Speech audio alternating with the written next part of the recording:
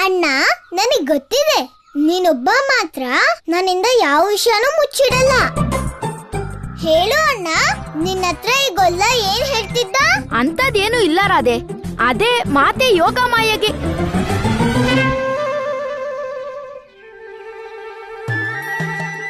ಗೊಲ್ಲ, ಏನೋ ವಿಷಯ ಇಲ್ದೆ ಹೋಗಿದ್ರೆ ನೀನು ಅಣ್ಣಂಗ್ ಸುಮ್ನೆ ಇರೋಕೆ ಯಾಕೆ ಸನ್ನೆ ಮಾಡ್ದೆ? ರಾಧೆ, ನಿನ್ಗೆ ಭ್ರಮೆ ಆಗಿದೆ. ನನ್ ಕೈಗೆ ಬೆಣ್ಣೆ ಮೆತ್ಕೊಂಡಿತ್ತ ಅಂತ ನಾನು ಅಣ್ಣನ್ನ ಕೇಳ್ಬೇಕಂತಿದ್ದೆ. ಗೊಲ್ಲ, ನನ್ಗೆಲ್ಲ ತಿಳಿಯತ್ತೆ. ಅಣ್ಣ, ನೀನು ಯಾವ ಅಪಾಯದ ಬಗ್ಗೆ ಮಾತಾಡ್ತಿದ್ದೆ? ಯಾರಿಗಪಾಯ ಆಗಿದೆ? ರಾಧೆ, ಈಗ್ಲಂತೂ ಈಗ ಈಗ ಈಗ ನನ್ಗೆ ತುಂಬಾ ಕಷ್ಟ ಬಂದಿದೆ ಗೊತ್ತಾ. ಅದಕ್ ನಾನು ಏನ್ ಮಾಡ್ತೀನಿ ಅಂದ್ರೆ, ಮೊದ್ಲು ನನ್ ಕಷ್ಟನ ದೂರ ಮಾಡ್ಬಿಟ್ಟು ಬರ್ತೀನಿ. ಅಣ್ಣ, ನಿಂತ್ಕೊಂಡ. ಗೊಲ್ಲ, ನೀನ್ ನನ್ಗೆ ಮಾತು ಕೊಟ್ಟಿದ್ದೆ, ಇನ್ಮೇಲೆ ನೀನ್ ನನ್ನಿಂದ ಏನು ಮುಚ್ಚಿಡಲ್ಲ ಅಂತ. ಮತ್ ಹೇಳು, ಈ ಪ್ರಯಾಣದಿಂದ ನಿಂಗಿರೋ ಉದ್ದೇಶ ಏನು ಗೊಲ್ಲ? ಉದ್ದೇಶ? ರಾಧಿ, ಅಮ್ಮ ಹೇಳ್ತಾಳೆ, ಜೀವನದ ಉದ್ದೇಶ ತಿಳ್ಕೊಳ್ಳೋಕೆ ನಾವಿನ್ನೂ ತುಂಬಾ ಚಿಕ್ಕವರು. ಒಂದ್ ಕೆಲ್ಸ ಮಾಡ್ತೀನಿ, ಇದಕ್ಕೆ ಉತ್ತರನ ಅಪ್ಪನ ಕೇಳ್ಬಿಟ್ಟು ಹೇಳ್ತೀನಿ. ಸರಿನಾ ರಾಧಿ? ಗೊಲ್ಲ, ನೀನ್ ಎಷ್ಟೇ ಪ್ರಯತ್ನ ಮಾಡು ಗೊಲ್ಲ, ನನ್ನ ಹೆಸರು ರಾಧೆ. ನಿನ್ ಪ್ರಯಾಣದ ಉದ್ದೇಶ ನಾನ್ ತಿಳ್ಕೊಳ್ದೆ ಬಿಡಲ್ಲ. ತಿಳ್ಕೊತೀನಿ. ನಾರಾಯಣ ನಾರಾಯಣ, ಕ್ಷಮೆ ಇರಲಿ ಪ್ರಭು, ಆದರಿದು ಉಚಿತವಾದದ್ದಲ್ಲ. ನಂದ ಪುತ್ರನು ದೇವಿ ರಾಧೆಗೆ ಎಲ್ಲವನ್ನು ಹೇಳುವ ವಚನ ನೀಡಿದ್ದ. ಅಂದ ಮೇಲೆ ದೇವಿ ರಾಧೆಯಿಂದ ಏನನ್ನು ಅಡಗಿಸುವಂತಿಲ್ಲ ಪ್ರಭು. ನೀವು ಸತ್ಯ ಹೇಳುತ್ತಿದ್ದೀರಿ. ಪ್ರೀತಿಯಲ್ಲಿ ಗುಟ್ಟು ಇರಬಾರದು. ಆದರೆ ನಿಮ್ಮ ಪ್ರಭು ಮಾಯಾಪತಿಯೇ. ಅವರು ನನ್ನಿಂದಲೂ ಸತ್ಯ ಮುಚ್ಚಿಡುತ್ತಾರೆ, ವಚನ ನೀಡಿದ ನಂತರವೂ. ದೇವಿ, ಇಂದಿನವರೆಗೂ ಎಂದಾದರೂ ನಿನಗೆ ವಚನ ನೀಡಿದ ನಂತರ ಅದನ್ನು ಪೂರ್ಣ ಮಾಡಿಲ್ಲವೇ? ಪ್ರಭು, ಕೃಷ್ಣನು ರಾಧೆಗೆ ಸತ್ಯವನ್ನೆಲ್ಲ ಏಕೆ ಹೇಳುವುದಿಲ್ಲ? ದೇವಿ, ಕೃಷ್ಣ ರಾಧೆಗೆ ಸತ್ಯ ಅವಶ್ಯ ಹೇಳುತ್ತಾನೆ, ಆದರೆ ಸಮಯ ಬರಬೇಕು. ಏಕೆಂದರೆ ಈಗ ಸಮಯಕ್ಕೂ ಪೂರ್ವ ಕೃಷ್ಣನು ರಾಧೆಗೆ ಸತ್ಯ ಹೇಳಿದರೆ ಆಗ ಘಟನೆಯು ತನ್ನ ನಿಯಮಿತ ಕರ್ಮದಂತೆ ಘಟಿಸದು ಮತ್ತು ಇದರಿಂದ ಜಗತ್ತಿನ ನಿಯತಿಗೂ ಪ್ರಭಾವವಾಗುತ್ತದೆ. ಪ್ರಭು, ನೀವು ಈಗ ಏನೇ ಹೇಳಿ, ರಾಧೆ ಕೃಷ್ಣನಿಂದ ಸತ್ಯ ತಿಳಿಯದೇ ಬಿಡಳು. ನಾರಾಯಣ ನಾರಾಯಣ.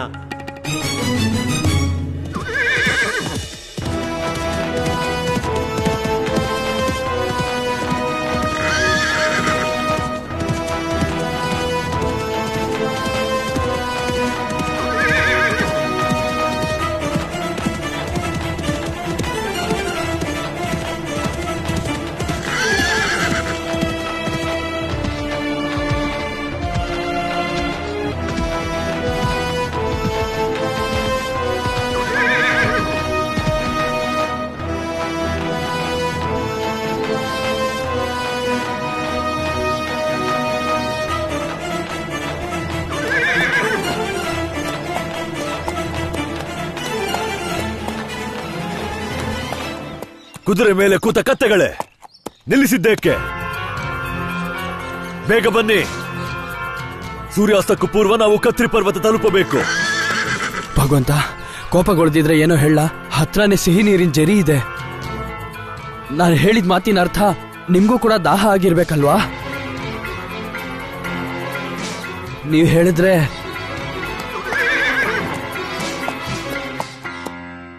ಎಲ್ಲಿದೆ ಝರಿ? ಹತ್ರನೇ ಭಗವಂತ. ದಾಹವಾಗುತ್ತಿದೆಯೇ? ಏನೆಂದುಕೊಂಡೆ? ನಾವಿಲ್ಲಿ ನೀರು ಕುಡಿಯುತ್ತಿರುವಾಗ ಅಲ್ಲಿ ಆ ವಂಚಕ, ಆ ಯೋಗ ಮಾಯೆಯನ್ನು ಕಾಪಾಡಿ ಬೇರೆ ಎಲ್ಲೋ ಹೋಗಬೇಕೆ? ನಿನ್ನ ನೀರಿನ ಕಾರಣ ನಾನು ನನ್ನ ಪರಮ ಶತ್ರು ಆ ವಿಷ್ಣುವಿನ ಅವತಾರವನ್ನು ಹಾಗೆಯೇ ಬಿಡಲಾಗದು. ಕತ್ರಿ ಪರ್ವತ ತಲುಪುವ ಪೂರ್ವ ಯಾರು ಕೂಡ ಯಾವುದೇ ಕಾರಣಕ್ಕಾಗಿ ಎಲ್ಲಿಯ ನಿಂತಿದ್ದಾದರೆ ಅವರ ಶ್ವಾಸ ನಿಲ್ಲಿಸುವೆ. ಬನ್ನಿ.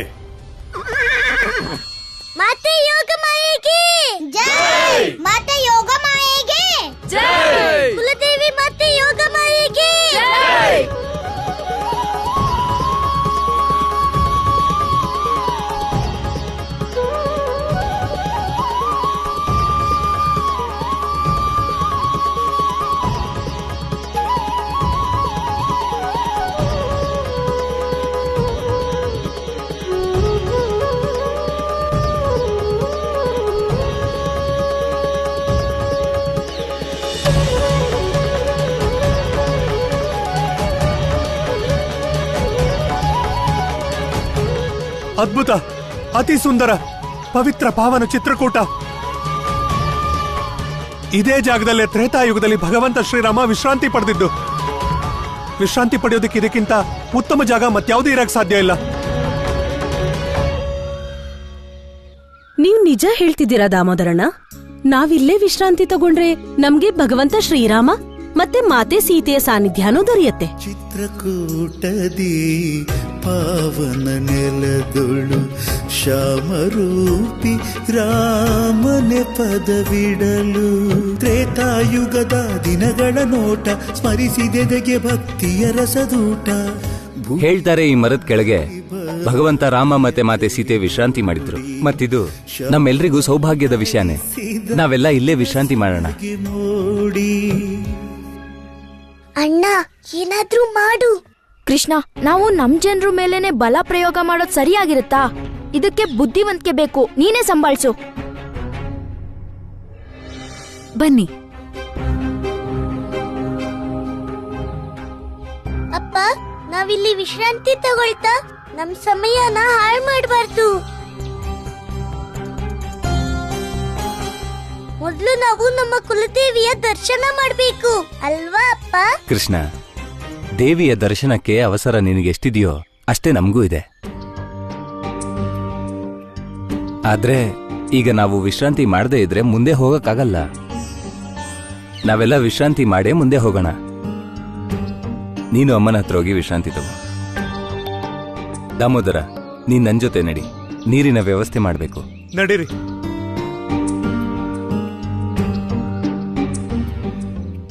ಎಲ್ರೂ ಇಲ್ಲೇ ವಿಶ್ರಾಂತಿ ಮಾಡ್ಬೇಕಂತೆ. ಈಗ ನಾನೇನ್ ಮಾಡ್ಲಿ? ಕಂಸ ನಮ್ಗಿಂತ ಮೊದ್ಲೇ ಕತ್ರಿ ಪರ್ವತ ತಲುಪಿಟ್ರಿ ಯೋಗಮಾಯಿ ಮಾತೆಗೆ ಅಪಾಯ ಆಗ್ಬಿಡುತ್ತೆ.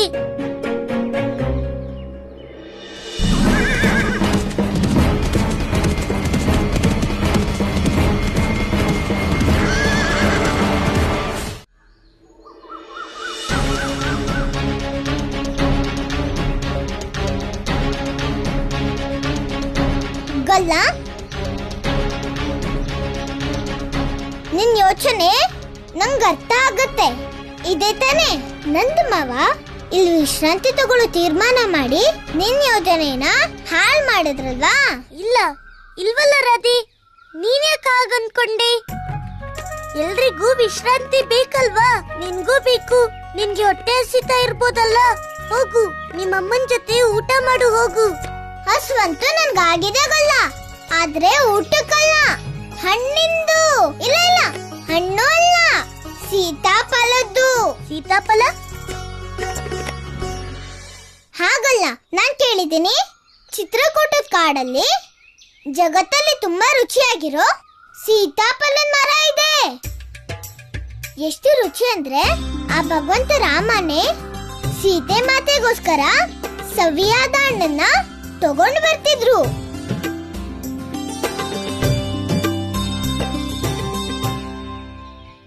ರಾಧಿ, ನನ್ಗೆ ಒಂದ್ ವಿಷಯ ತಿಳಿತಿಲ್ಲ. ಇದನ್ನೆಲ್ಲ ನೀನ್ ನನ್ಗೆ ಕೇಳ್ತಿದ್ಯಾ? ಅದು ಯಾಕಂದ್ರೆ ಇವತ್ತು ಆ ಭಗವಂತ ಶ್ರೀರಾಮನ್ ಕೆಲ್ಸ ನೀನ್ ಮಾಡ್ಬೇಕು. ನೀನು ಕಾಡಿಂದ ನನ್ಗೆ ಸೀತಾಫಲ ತರ್ಬೇಕು. ಮತ್ ನಾನು ದೇವಿ ಸೀತೆ ತರ ಆ ಸೀತಾಫಲ ಹಣ್ಣನ್ನ ಸವಿತೇನೆ. ರಾಧಿ, ನಾನು ಹಣ್ಣು ತರ್ತೀನಿ ಅಂತ ನಿನ್ಗೆ ಕನ್ಸುತ್ತಿ? ಯಾಕಂದ್ರೆ ನಾನು ಹೇಳಿದ ಕೆಲ್ಸ ನೀನ್ ಮಾಡ್ದಿದ್ರೆ, ನನಗ್ ನೀನು ಸೀತಾಫಲ ತರ್ದಿದ್ರೆ ನಾನು ಎಲ್ಲರಿಗೂ ನಿಜ ಹೇಳ್ತೇನೆ. ನಿಜ? ಅದ್ಯಾವ ನಿಜ ರಾಧಿ?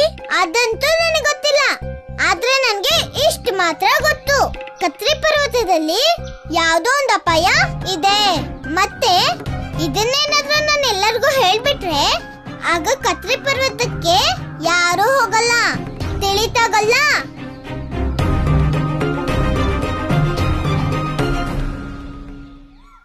ಗೊಲ್ಲ, ಏನ್ ಯೋಚಿಸ್ತಿದ್ಯಾ? ಗೊಲ್ಲ, ಈಗ ಯೋಚಿಸ್ಬೇಡ, ಹೋಗು. ಇದು ನನ್ನ ಅಪ್ಪಣೆ ಅಲ್ಲಲ್ಲ, ನನ್ ಕೋರಿಕೆ ಅಂತ ಪಾಲ್ಸು ಕೃಷ್ಣ.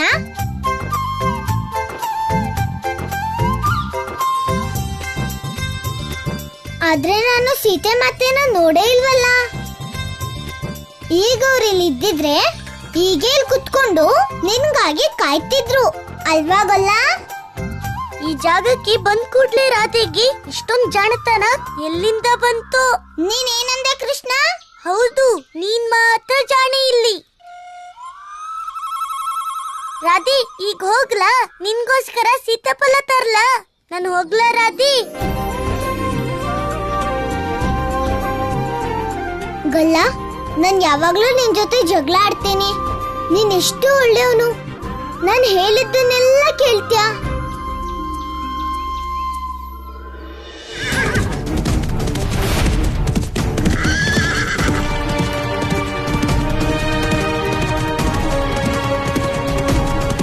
ಇಲ್ಲಿ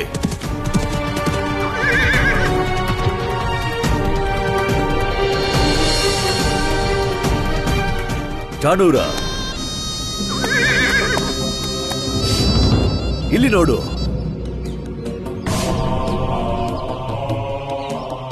ಬಹಳ ಜನರು ಇದೇ ದಾರಿಲಿ ಹೋಗಿದ್ದಾರೆ ಅನ್ಸುತ್ತೆ. ಜನರಲ್ಲ ಪ್ರಲಬ್ಧ, ಭಕ್ತರು. ಅದೇ ದೇವಿಯ ಭಕ್ತರು ಅವಳ ದರ್ಶನಕ್ಕಾಗಿ ಹೋಗಿದ್ದಾರೆ. ಎಂತಹ ಶುಭ ಸಂಕೇತ. ಈಗ ಆ ಯೋಗ ಮಾಯೆಯ ಜೊತೆಯಲ್ಲೇ ಅವಳ ಭಕ್ತರಿಗೂ ಮುಕ್ತಿ ದೊರೆಯಲಿದೆ. ಬನ್ನಿ. ಹಾ ಭಗವಂತ.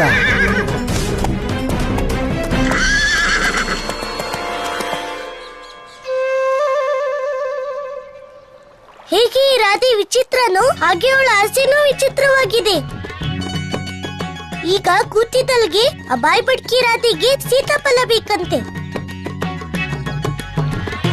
ಇಲ್ಲಿ ಸೀತಾಫಲ ಏನು, ಅದ್ರದ್ದು ಸಿಪ್ಪೆ ಕೂಡ ಕಣ್ಣು ಕಾಣಿಸ್ತಾ ಇಲ್ಲ.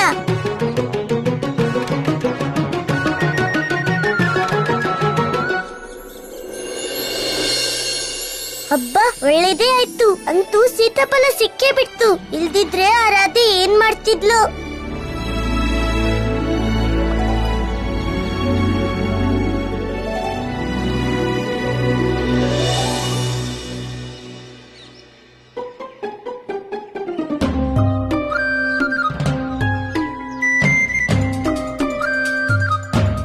ಇದೇನು, ನಾನ್ ಕುಯ್ಯಕ್ ನೋಡ್ತಿದ್ರೆ ಮೇಲ್ಮೇಲೆ ಹೋಗ್ತಿದ್ಯಲ್ಲ.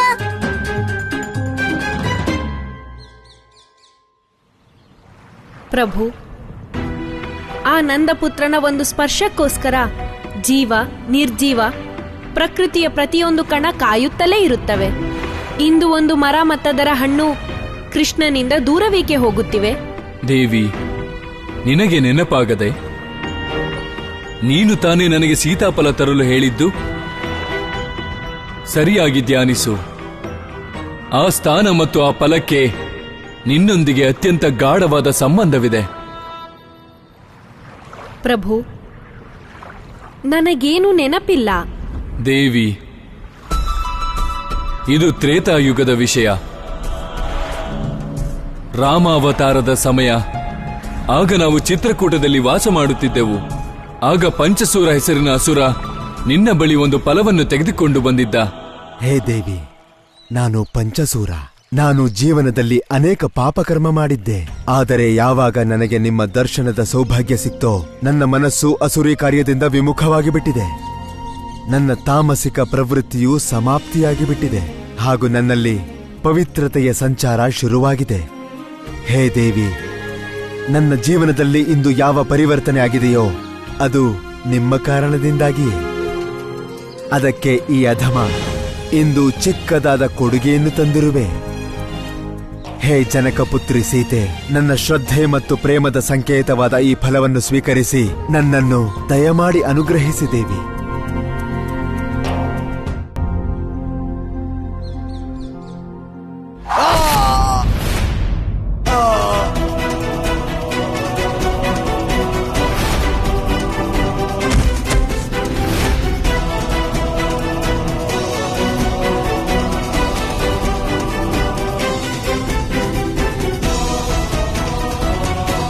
ಪ್ರಭು,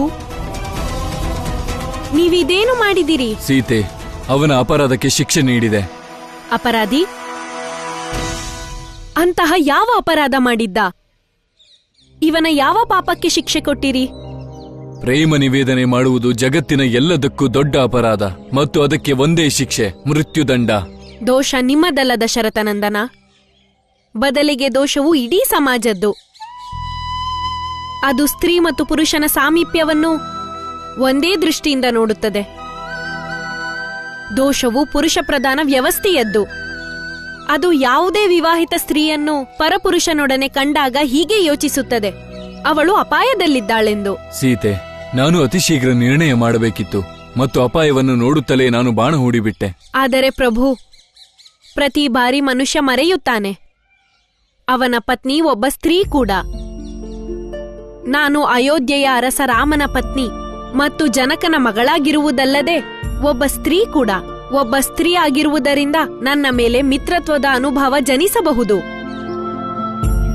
ಅನುರಾಗ ಎಂದು ಕಲುಷಿತವಾಗಿರದು ಪ್ರಭು. ಸೀತೆ, ನೀನೇನು ಬಯಸುವೆ? ಪ್ರಭು, ಪಂಚಸೂರನ ಮನದಲ್ಲಿ ನನ್ನ ಮೇಲಿದ್ದ ಪ್ರೇಮ ಶ್ರದ್ಧೆ ಮತ್ತು ಭಕ್ತಿಯಿಂದ ಉತ್ಪನ್ನವಾಗಿದ್ದು. ಅದರ ಪರಿಣಾಮದಿಂದ ಅವನ ಒಳಗಿನ ಎಲ್ಲ ವಿಕಾರ, ಅಸುರಿ ಗುಣಗಳು ನಾಶವಾಗಿದ್ದವು. ಹೇಳಿ ಪ್ರಭು, ದೋಷಿ ಯಾರೀಗ? ಪಂಚಸೂರ ಅಥವಾ ಸಮಾಜದ ಯೋಚನೆ? ಇದು ಜಗತ್ತಿನ ರೂಢಿಯಷ್ಟೇ. ಅದರ ಕಾರಣವೇ ಪಂಚಸೂರನ ವಧೆಯಾಯಿತು. ನನ್ನ ಕಾರ್ಯದ ಮೇಲೆ ದುಃಖವಿದೆ, ಆದರೆ ಈ ಫಲವನ್ನು ಪಂಚಸೂರನು ಪ್ರೇಮ, ಭಕ್ತಿ ಮತ್ತು ಶ್ರದ್ಧೆಯಿಂದ ನಿನಗೆ ಸಮರ್ಪಣೆ ಮಾಡಿದ್ದ. ಅದಕ್ಕಾಗಿ ಇಂದಿನಿಂದ ಈ ಫಲ ಸೀತಾಫಲದ ಹೆಸರಲ್ಲಿ ಕರೆಯಲ್ಪಡುತ್ತದೆ. ಮತ್ತು ಇದಷ್ಟೇ ಅಲ್ಲ, ಈ ಹಸುರಿನ ಮುಕ್ತಿ ತ್ರೇತಾಯುಗದಲ್ಲಿ ನಿನ್ನ ಕೈಯಿಂದ ಆಗಲಿದೆ.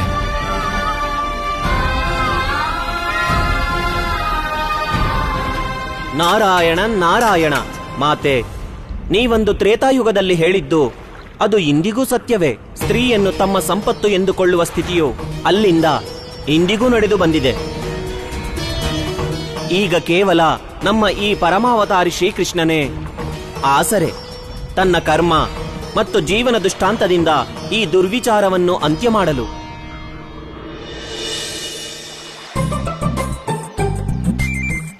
ನನಗೆ ಗೊತ್ತೇ ಆಗ್ತಿಲ್ಲ, ಈ ಸೀತಾಫಲ ನನ್ ಕೈಗೆ ಎಟಕ್ತಾನೆ ಇಲ್ವಲ್ಲ. ಗೊಲ್ಲ,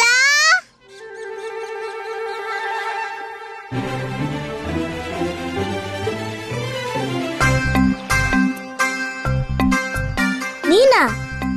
ಗೊಲ್ಲ, ನಾನಲ್ಲಿ ಕೂತು ಕೂತು ಸುಸ್ತಾಗಿ ಇಲ್ಲಿಗೆ ಬಂದೆ. ನೀನ್ ಇಷ್ಟೊತ್ತಾದ್ರೂ ನನ್ಗೋಸ್ಕರ ಒಂದ್ ಸೀತಾಫಲನೂ ತರ್ಲಿಲ್ಲ. ರಾಧೆ, ನೀನ್ ಹೇಳಿದ ಕೆಲ್ಸನೇ ಮಾಡ್ತಿದ್ದೆ. ಈ ಸೀತಾಫಲ ಹುಳಿ ಇದೆ ಅನ್ಸುತ್ತೆ, ಅದಕ್ಕೆ ನನ್ ಕೈಗೆ ಸಿಗ್ತಾನೆ ಇಲ್ಲ. ಗೊಲ್ಲ, ನಿನ್ಗೆ ಒಂದ್ ಸೀತಾಫಲನೂ ಕುಯ್ಯೋಕಾಗ್ಲಿಲ್ಲ, ಮತ್ತೆ ಬೃಂದಾವನದ ರಕ್ಷಕ ಅಂತ ಹೇಳ್ಕೊಂತಿರುತ್ತ್ಯಾ? ನಾನ್ ನಿನಗ್ ತೋರಿಸ್ತೀನಿ ಸೀತಾಫಲನ ಹೇಗ್ ಕೀಳೋದು ಅಂತ. ಸೀತಾಫಲ, ನಾನು ರಾಧೆ. ನಮ್ಮಪ್ಪನ ಹತ್ರ 1,00,000 ಹಸುಗಳಿವೆ, ಆದ್ರೆ ನನ್ಗೆ ಈಗ ನೀನ್ ಬೇಕು. ಬಾ ಸೀತಾಫಲ, ನನ್ ಕೈಗೆ ಬಂದ್ ಬೀಳು, ನಾನ್ ನಿನ್ನ ಸ್ವೀಕಾರ ಮಾಡ್ತೀನಿ.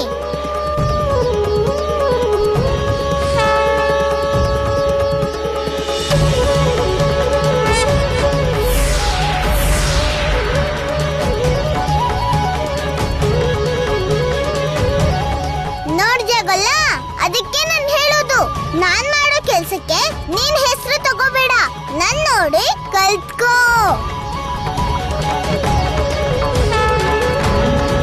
ಈ ಬಾಯ್ ಬಡ್ಕೆ ರಾಧೆ ಕೈಗೆ ಈ ಸೀತಾಫಲ ಹೇಗ್ ಸಿಕ್ತು? ನನ್ ಕೈಗೆ ಯಾಕೆ ಸಿಗ್ಲೇ ಇಲ್ಲ? ಆದ್ರೆ ನನ್ಗಂತೂ ಒಂದ್ ಸಮಾಧಾನ ಆಯ್ತು. ಈ ರಾಧೆ ಆಸೆ ಪಟ್ಟಂಗೆ ಅವಳಿಗೆ ಸೀತಾಫಲ ಸಿಕ್ಬಿಡ್ತು.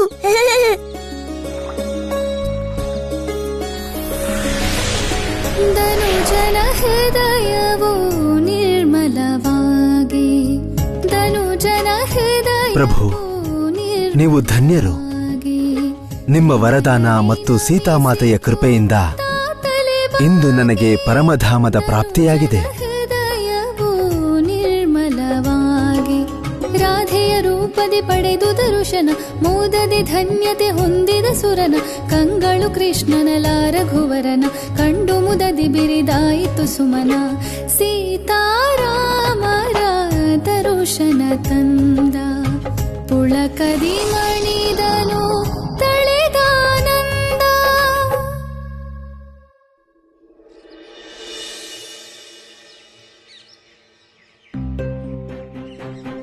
ಕೃಷ್ಣ ಕೃಷ್ಣ, ನಾನ್ ನಿನ್ನ ಆಗಿಂದ ಹುಡುಕ್ತಾ ಇದ್ದೀನಿ. ಎಲ್ಲಿ ಹೋಗಿದೆ ನೀನು? ಅಣ್ಣ, ಅದು ಮಾತ್ರ ಕೇಳ್ಬೇಡ.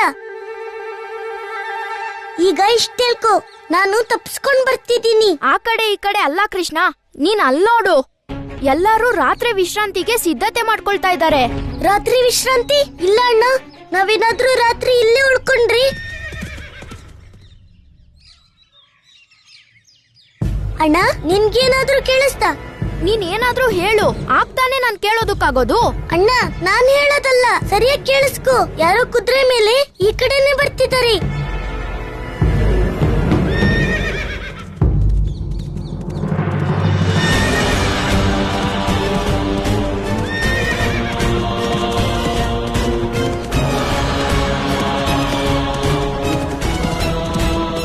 ವೇಗವಾಗಿ ನಡೆಯಿರಿ ಕತ್ತೆಗಳೇ, ಪ್ರತಿಯೊಂದು ಕ್ಷಣವೂ ಮೌಲ್ಯಯುತವೇ. ಸೂರ್ಯಾಸ್ತಕ್ಕೂ ಮೊದಲು ನಾವು ಖತ್ರಿ ಪರ್ವತ ತಲುಪಲೇಬೇಕು.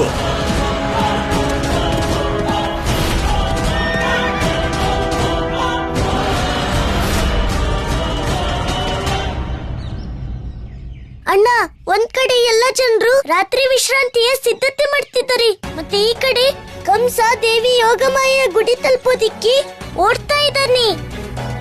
ಅವನು ನಮ್ಗಿಂತ ಮೊದ್ಲೇ ಅಲ್ಲಿಗೆ ತಲುಪಿಟ್ರೆ ದೇವಿ ಯೋಗಮಾಯ ಜೀವಕ್ಕೆ ಅಪಾಯ ಆಗ್ಬಿಡತ್ತೆ. ನೀನ್ ನಿಜ ಹೇಳ್ತಾ ಇದ್ಯಾ ಕೃಷ್ಣ? ಗೊಲ್ಲ, ಓಹೋ, ಇದೇನಾ ಸತ್ಯ? ಈ ಸತ್ಯನೇ ನೀನ್ ನನ್ನಿಂದ ಮುಚ್ಚಿಟ್ಟಿದ್ದಾಗಲ್ಲ.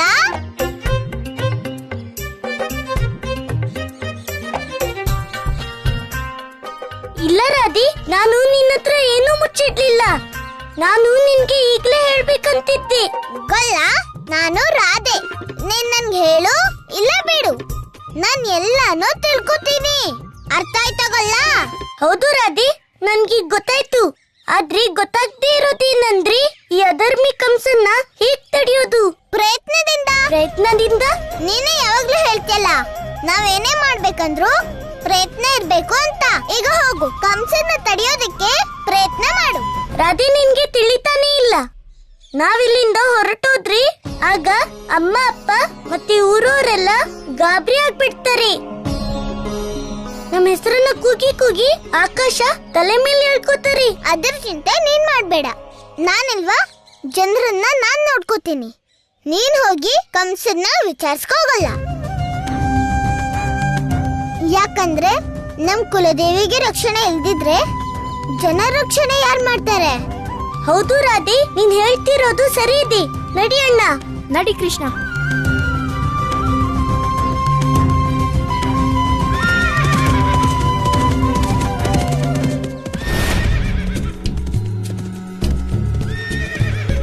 ಕೃಷ್ಣ, ಈ ಕಂಸ ನಮ್ಮೆಲ್ಲರ ಜೀವನಕ್ಕೆ ಸಾಕಷ್ಟು ಕಷ್ಟ ಕೊಟ್ಟಿದ್ದಾನೆ. ಇವತ್ ನಾನು ಅವನ್ ಜೀವನಕ್ಕೆ ಎಷ್ಟು ಕಷ್ಟ ಕೊಡ್ತೀನಿ ನೋಡು. ಆಮೇಲೆ ನೋಡ್ತೀನಿ ಅವನು ಹೇಗ್ ಕತ್ರಿ ಪರ್ವತದ ಹತ್ರ ಹೋಗ್ತಾನೆ ಅಂತ.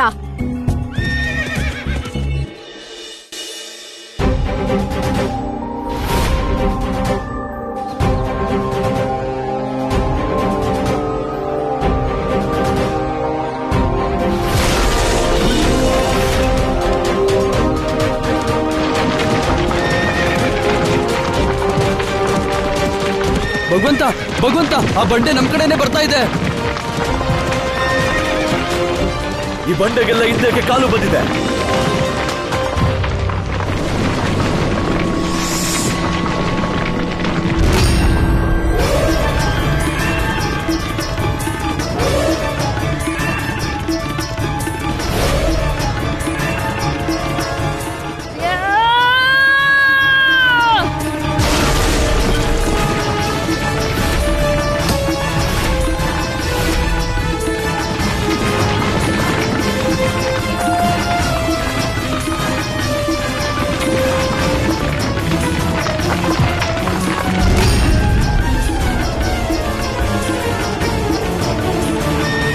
ಓ ಆತ್ಮಾನಂತ, ಓ ಕಾರಣಕರ್ತ, ತಿಳಿದಿದ್ದೇನೆ ನಿನಗೆ ಭಯವಾಗಿದೆ. ಅದಕ್ಕೆಂದೇ ನಾನು ಕತ್ರಿ ಪರ್ವತ ತಲುಪದಂತೆ ತಡೆಯುತ್ತಿರುವೆ. ಆದರೆ ನಾನು ನಿನ್ನ ತಡೆಯುವುದಿಲ್ಲ. ಅದಷ್ಟು ಪ್ರಯತ್ನ ಮಾಡುವೆಯೋ ಮಾಡು. ನಾನು ನನ್ನ ಪ್ರಯತ್ನದಲ್ಲಿ ಸಫಲನಾಗಿಯೇ ತೀರುವೆ.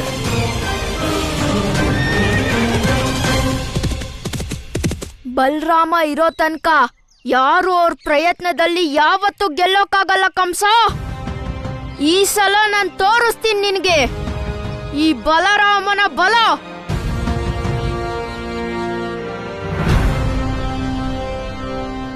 ಅಣ್ಣ, ಈ ಕಂಸನ್ನ ಬಲದಿಂದಲ್ಲ ಬುದ್ಧಿಯಿಂದ ಮಾತ್ರ ಸೋಲ್ಸಕ್ಕಾಗೋದು. ದೇವಿ ಯೋಗಮಾಯೆ ಜೀವ ಕಾಪಾಡೋದಿಕ್ಕೆ ನಾನೇ ಏನಾದ್ರೂ ಮಾಡ್ಬೇಕು. ಕಂದ ಕಂದ ನಂದರಾಜ, ನೀವು ಕೃಷ್ಣನೆಲ್ಲಾದ್ರೂ ನೋಡಿದ್ರಾ? ಅವನ್ ಬೆಳಗ್ಗೆಯಿಂದ ಏನೂ ತಿಂದಿಲ್ಲ. ಯಶೋದೆ, ನೀನ್ ಯಾಕೆ ಚಿಂತಿಸ್ತಾ ಇದೀಯಾ? ಮಕ್ಳಿಗೆ ಎಷ್ಟು ಉತ್ಸಾಹ ಇರುತ್ತೋ ಅಷ್ಟೇ ಚಂಚಲರು ಇರ್ತಾರೆ. ಖಂಡಿತ ರಾಧೆ ಜೊತೆ ಎಲ್ಲೋ ಆಡ್ತಾ ಕೂತಿರ್ತಾನೆ. ಇಲ್ಲ ನಂದು ಮಾವ, ಕೃಷ್ಣ ಆಡ್ತಾ ಇಲ್ಲ. ಅವನು ಇಲ್ಲಿ ಸುತ್ತಮುತ್ತ ನೋಡಕ್ ಹೋಗಿದ್ದಾನೆ. ಅವನೇ ಹೇಳಿದ್ದು ರಾತ್ರಿ ಉಳ್ಕೊಳ್ಳೋದಿಕ್ಕೆ ಇದು ಸುರಕ್ಷಿತವಾದ ಜಾಗ ಅಲ್ವಂತೆ. ನೀನ್ ಏನ್ ಹೇಳ್ತಾ ಇದೀಯಾ? ನೀನ್ ಹೇಳೋದ್ರ ಅರ್ಥ ಏನು? ಇದನ್ನ ನಾನು ಹೇಳಿಲ್ಲ, ಕೃಷ್ಣ ಹೇಳಿದ್ದು. ರಾಧೆ ಪುಟ್ಟಿ, ಆದ್ರೆ ಕೃಷ್ಣ ಎಲ್ಲಿದ್ದಾನೆ? ಅತ್ತೆ, ನೀವ್ ಚಿಂತೆ ಮಾಡ್ಬೇಡಿ. ಅವನು ಅಣ್ಣನ್ ಜೊತೆ ಮುಂದಿನ ದಾರಿ ನೋಡಕ್ ಹೋಗಿದ್ದಾನೆ. ನಾವು ಕತ್ರಿ ಪರ್ವತನ ಯಾವ ತೊಂದ್ರೆ ಇಲ್ದೆ ತಲುಪ್ಲಿ ಅಂತ. ಆದ್ರೆ ನಾವೆಲ್ಲ ಇಲ್ಲೇ ವಿಶ್ರಾಂತಿ ಮಾಡ್ತಾ ಇದೀವಿ, ಮತ್ತವನು ಮುಂದೆ ಹೇಗ್ ಹೋದ? ಆದ್ರೆ ನಂದರಾಜ, ಕಂದಾನೇ ಹೇಳ್ತಿದ್ದ, ಈ ಸ್ಥಾನ ರಾತ್ರಿ ವಿಶ್ರಾಂತಿಗೋಸ್ಕರ ಸುರಕ್ಷಿತ ಅಲ್ಲ. ಹಾ ನಂದಣ್ಣ, ಈ ಸ್ಥಾನ ಸುರಕ್ಷಿತವಾಗಿಲ್ಲ ಅಂತ ಕೃಷ್ಣನೇ ಹೇಳಿದ್ಮೇಲೆ ನಾವಿಲ್ಲಿ ಉಳ್ಕೋಬಾರ್ದು. ಕೃಷ್ಣ ಅಪಾಯನ ಯಾವಾಗ್ಲೂ ತಿಳ್ಕೊಂಡಿರ್ತಾನೆ. ಮತ್ತೆ ಯಾಕ್ ತಡ? ನಿಮ್ ವಸ್ತುಗಳನ್ನ ತಗೊಳ್ಳಿ, ಕತ್ರಿ ಪರ್ವತದ ಕಡೆ ನಡೀರಿ. ನಮ್ಮ ಕುಲದೇವಿ ಯೋಗಮಾಯೆ ದರ್ಶನ ಸಿಗೋವರ್ಗೂ ನಾವೆಲ್ಲೂ ವಿಶ್ರಾಂತಿ ತಗೊಳ್ಳೋದ್ ಬೇಡ. ಹಾ ರಾಧೆ ಹೇಳ್ತಾ ಇರೋದ್ ಸರಿ. ಹೌದು ಹೌದು, ರಾಧೆ ನಿಜ ಹೇಳ್ತಿದ್ದಾಳೆ. ಅದು ಅಲ್ಲದೆ ನಾವು ಸ್ವಲ್ಪ ಹೊತ್ತು ವಿಶ್ರಾಂತಿ ಮಾಡಿದ್ದಾಯ್ತಲ್ಲ. ಬನ್ನಿ.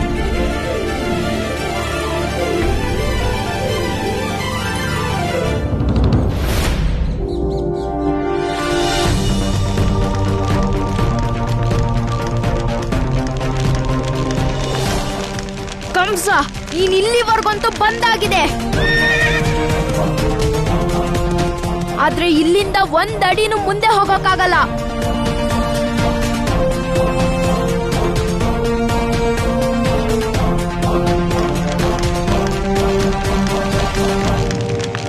ಹೇ ಸೂರ್ಯದೇವ, ನಿಮ್ಮ ಹಿಡಿತ ಈ ಜಗತ್ತಲ್ಲಿ ಎಲ್ಲ ಕಡೆ ಇದೆ. ಕಂಸನ್ನ ತಡೆದು ನಿಲ್ಸಕ್ಕೆ ಈಗ ನೀವು ಮಾತ್ರ ನನ್ಗೆ ನೆರವಾಗ್ಬೋದು. ಸೂರ್ಯದೇವ, ನೀವು ಏನಾದ್ರೂ ಮಾಡಿ ಆ ಕಂಸ ನಮ್ಗಿಂತ ಮೊದ್ಲೇ ಕತ್ರಿ ಪರ್ವತಕ್ಕೆ ಹೋಗ್ಬಾರ್ದು. ಓಂ ಸೂರ್ಯದೇವಾಯ ನಮಃ.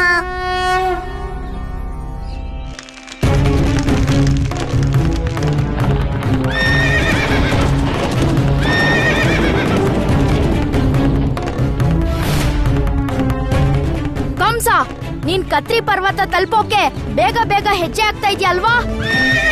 ಹಾಗಾದ್ರೆ ಬಾ, ಬೇಗ ಬಾ. ನೀನು, ನಾನ್ ನಿನ್ ಪ್ರತೀಕ್ಷೆ ಮಾಡ್ತಾ ಇದ್ದೀನಿ. ಯಾ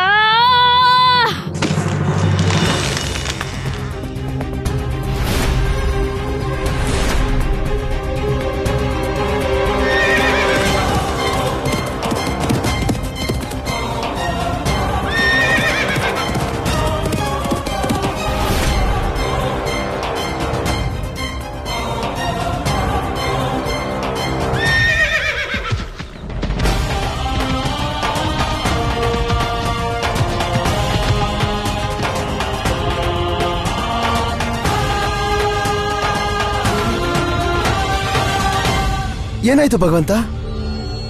ನೀವ್ ಇಲ್ಯಾಕ್ ನಿಂತ್ಬಿಟ್ರಿ ಭಗವಂತ? ನಿಮಗೆ ತಾಪವಾಗುತ್ತಿಲ್ಲವೇ? ಇಲ್ಲ ಭಗವಂತ, ನಮಗ್ ತಾಪ ಅಲ್ಲ, ದಾಹ ಕೂಡ ಆಗ್ತಾ ಇಲ್ಲ. ಇಲ್ಲಿಗೆ ಬರ್ತಾ ಇದ್ದಿದ್ ಕಂಸ ಇದ್ದಕ್ಕಿದ್ದಾಗೆ ಯಾಕೆ ನೆನ್ಪಿಟ್ಟ? ಅಲ್ಲಿಂದಾನೆ ನನ್ನನ್ನೇನಾದ್ರೂ ನೋಡಿದ್ನಾ? ಆ ಸೂರ್ಯದೇವ, ಹೀಗೆ ನಿನ್ನ ತಾಪ ಹೆಚ್ಚಿದ್ದು ಏಕೆ? ಒಂದು ವೇಳೆ ಯೋಗ ಮಾಯೆಗೆ ಸಂಕಟ ಬಂದಿದ್ದನ್ನು ನೋಡಿ ನಿನ್ನ ತಾಪವು ಹೆಚ್ಚುತ್ತಿದೆಯೇ? ಓಂ ಸೂರ್ಯದೇವಾಯ ನಮಃ.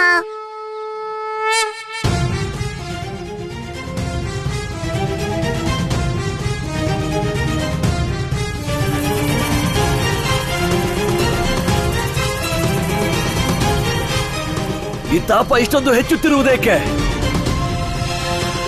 ಇದೇನಾಗುತ್ತಿದೆ ನನಗಿಲ್ಲಿ? ಯಾರು ಮಾಡುತ್ತಿದ್ದಾರೆ ಹೀಗೆ? ಭಗವಂತ, ನೀವು ಕ್ಷೇಮವೇ? ಕ್ಷೇಮ? ನಾನು ಕ್ಷೇಮವಾಗಿ ಕಾಣುತ್ತಿರುವೆನೆ. ಹೋಗಿ ನೀರು ತಂದು ನನಗೆ, ಹೋಗಿ. ಭಗವಂತ, ನೀವೇ ತಾನೇ ಹೇಳಿದ್ದು ನಾವು ಊಟ ಮತ್ತೆ ನೀರಿಗೆ ಎಲ್ಲೂ ನಿಲ್ಲಲ್ಲ ಅಂತ. ಭಗವಂತ ನಾನು ಭಗವಂತನಿಗೆ ಆದೇಶ ನೀಡುವೆಯಾ? ಹೋಗು, ಹೋಗಿ ಬೇಗ ನೀರನ್ನು ತಾ. ಭಗವಂತ. ಓಂ ಸೂರ್ಯದೇವಾಯ ನಮಃ. ಒಡೆಯನಾಣತಿಯ ಪಾಲಿಸಿ ಭಾನು, ಒಡೆಯನಾಣತಿಯ ಪಾಲಿಸಿ ಭಾನು, ನಡೆವ ರೀತಿಯನ್ನೇ ತಾ ಬದಲಿಸಿದನು. ಒಡೆಯನಾಣತಿಯ ಪಾಲಿಸಿ ಭಾನು, ಯೋಗ ಮಾತೆ ಕಹಿತವು ನಡೆಯುವುದೇ, ರವಿಯ ಸಹಾಯವಗೈದಿರೆ ಕ್ಷಣದೆ, ತಾಪವ ಹೆಚ್ಚಿಸಲಾದಿನಕರನು, ನೀರಡಿಸಿ ಬೆಂದ ಕಂಸಾಸುರನು, ಬಾಯಾರುತ ನೊಂದನವನು ಮನದಿ, ನೀರನು ಹುಡುಕುತ್ತ ನಡೆದನು ವನದಿ. ಅಣ್ಣ, ಕೃಷ್ಣ, ಇನ್ನು ನಾನು ಏನು ಮಾಡೇ ಇಲ್ಲ. ಈ ಪಾಪಿ ಕಂಸ ಇದ್ದಕ್ಕಿದ್ದಂತೆ ಯಾಕೆ ನಿಂತ? ಅಣ್ಣ, ಕಂಸ ಅಲ್ಲಿ ನಿಂತಿದ್ದಾನಂದ್ರೆ ನಾವು ಇಲ್ಲಿ ಯಾಕೆ ನಿಂತಿದೀವಿ? ಇದೇ ಅವಕಾಶ ಅಣ್ಣ. ನಾವು ಕಂಸನ್ಗಿಂತ ಮೊದ್ಲೇ ಪರ್ವತ ತಲುಪೋದು. ನಡಿ ಕೃಷ್ಣ. ಸರಿ ಅಣ್ಣ. ಸೂರ್ಯದೇವ, ನನ್ನ ಮನವಿ ಒಪ್ಕೊಂಡಿದ್ದಕ್ಕೆ ನಿಮ್ಗೆ ತುಂಬಾ ಧನ್ಯವಾದ.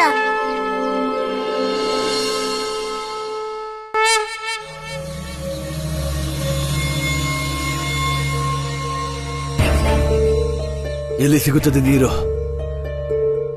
ಎಲ್ಲಿ ಸಿಗುತ್ತದೆ? ಈ ಪ್ರಲಬ್ಧ ಮತ್ತು ಚಾಣೂರ ಇನ್ನೂ ಏಕೆ ಬಂದಿಲ್ಲ?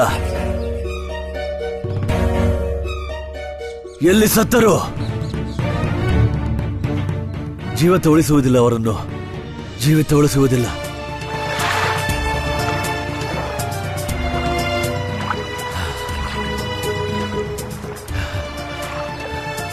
ತಿಳಿ ನೀರು.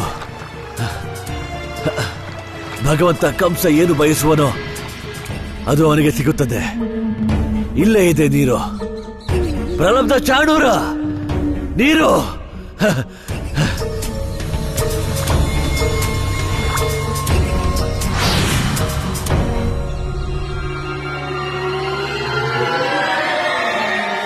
ಎಲ್ಲಿ ಹೋಯ್ತು ನೀರು? ಎಲ್ಲಿ ಹೋಯ್ತು? ಎಲ್ಲಿ?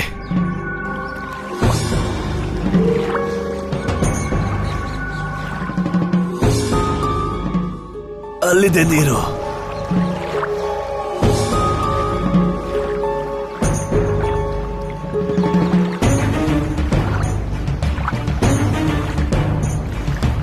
ಇದು ನೀರೇ.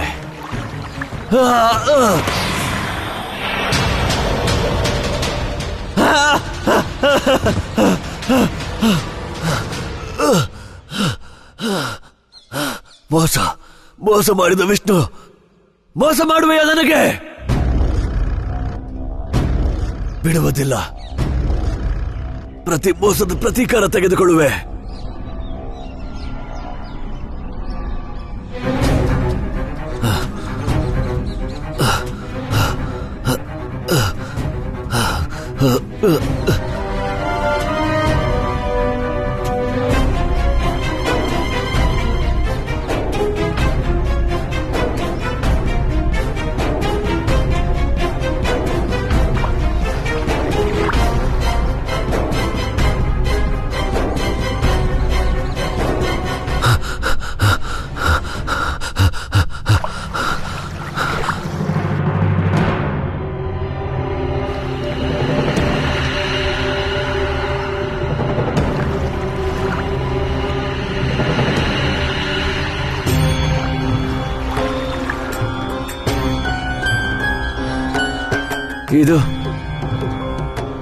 ಇದಲ್ಲ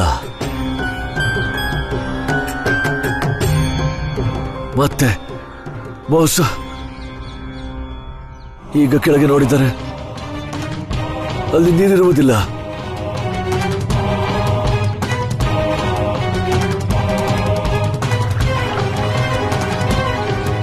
ಈಗ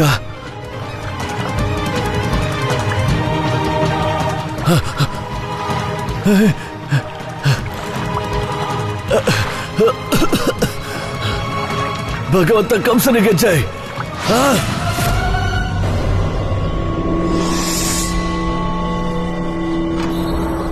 ನೀರು ಭಗವಂತ ಕಂಸನ ಜೊತೆ ಕಣ್ಣ ಮುಚ್ಚಲೆ ಆಡುತ್ತಲಿರುವೆ. ನೀನೀಗ ನನಗೆ ಸಿಕ್ಕಿದರಂತೂ ನಾನು ನಿನ್ನ ಕುಡಿಯುವೆ, ಅದರ ನಂತರ ನಿನ್ನ ಸಾಯಿಸುವೆ. ಭಗವಂತ ಭಗವಂತ ನೀರಿದೆ.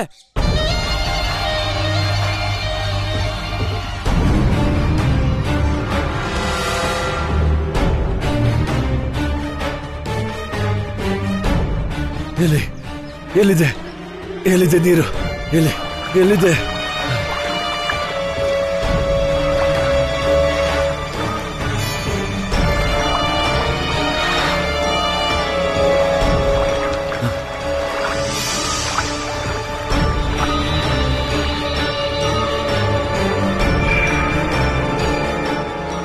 ಇದು ನೀರಲ್ಲ, ಇದು ಮೋಸ. ನೀರು ಬೇರೆ ಕಡೆ ಹುಡುಕಿ. ಇದು ಭಗವಂತ, ಇದು ನಿಜವಾಗ್ಲೂ ನೀರೇ. ಈ ಭಗವಂತನಿಗೇನಾಗಿದೆ? ನೀರನ್ನ ನೋಡಿದ್ರು ಹಾಗೆ ಮುಂದೆ ಹೊರಟ್ರಲ್ಲ. ನಾವೇ ತಗೊಂಡು ಹೋಗೋಣ.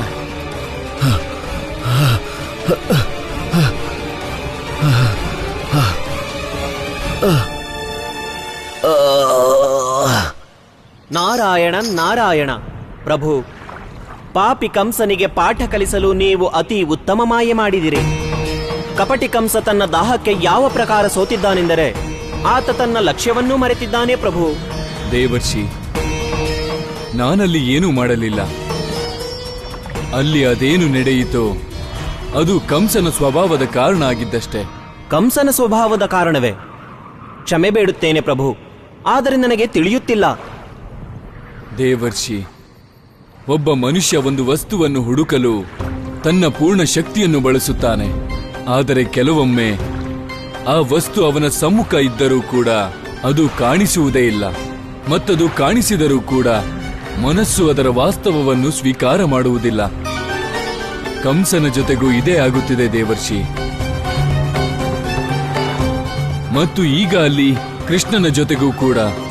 ಕೃಷ್ಣನ ಜನ್ಮದಿಂದ ಇಲ್ಲಿಯವರೆಗೆ ಕಂಸನು ಈ ಸಮಯದಲ್ಲಿ ಜಲಪ್ರಾಪ್ತಿಗೋಸ್ಕರ ಮಾಡುತ್ತಿರುವ ಅದೇ ತಪ್ಪು ಮಾಡಿದ. ದೇವರ್ಷಿ, ಅದಕ್ಕೆಂದೇ ಮನುಷ್ಯನು ಲಕ್ಷ್ಯ ಪ್ರಾಪ್ತಿಗೋಸ್ಕರ ಅಷ್ಟೊಂದು ಉತ್ಸುಕನು ಆಗುವುದು ಸಲ್ಲದು. ಆಗ ಲಕ್ಷ್ಯ ಕಣ್ಣೆದುರೇ ಇದ್ದರೂ ಕೈಜಾರುವುದು. ಲಕ್ಷ್ಯದ ಪ್ರಾಪ್ತಿ ಉತ್ಸುಕತೆಯಿಂದಲ್ಲ, ಬದಲಾಗಿ ಶಾಂತಚಿತ್ತ ಮತ್ತು ಯೋಜನಾಬದ್ಧ ರೀತಿಯಿಂದಲೇ ದೊರೆಯುವುದು. ನಾರಾಯಣ ನಾರಾಯಣ. ಸತ್ಯವಚನ ಪ್ರಭು, ಸತ್ಯವಚನ. ಭಗವಂತ, ನೀರು ಭಗವಂತ.